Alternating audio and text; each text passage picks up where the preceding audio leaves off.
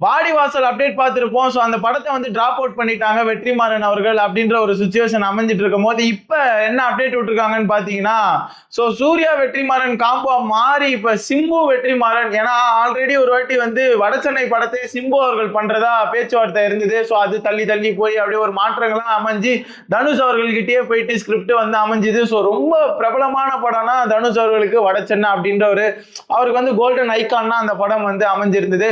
So இப்ப இந்த வடச்சென்னை 2 யாருப்பா பண்றா அப்படின்ற ஒரு கேள்வி ரொம்ப நாளா தனுஷ் அவர்கள் எங்க வந்தாலும் வடச்சென்னை 2 அப்டேட் கேட்பாங்க, வெற்றிமாறன் அவர்கள் எங்க போனாலும் வடச்சென்னை 2 அப்டேட் கேட்பாங்க. இப்ப என்ன நடந்திருக்குன்னா, வெற்றிமாறன் அவர்கள் வந்து செய்திகள் அடிப்படுது. என்ன செய்திகள்னா, வெற்றிமாறன் அவர்கள் வந்து தனுஷிடம் போயிட்டு கேட்டிருக்காங்க, சோ உங்களுக்கு எனக்கு டேட் இப்போதைக்கு அமையல, சரியா, நான் வேணா சிம்பு அவரை வச்சு பண்ணலாம்னு இருக்கேன் வடச்சென்னை 2 அப்படின்ற ஒரு விஷயம் வந்து கேட்டுட்டு வந்திருக்காரு. சோ பார்க்கலாம் அப்படின்ற மாதிரி தனுஷ் அவர்கள் சொல்லி இப்ப சிம்பு அவர்களும் வெற்றிமாறன் அவர்களும் சேர்ந்து இப்போ ஒரு படத்தை வந்து பண்ணவே ஆரம்பிச்சுட்டாங்க. அதுக்கான ஷூட்டிங் ப்ராசஸும் நடந்துட்டு இருக்கு. ஏன்னா சிம்பு அவர்களுக்கு வந்து தொடர்ச்சியா படம் வந்து இந்த கடைசியா அந்த தக்லைஃப்ன்ற படமும் தோல்வியில அடைஞ்சிருந்தது.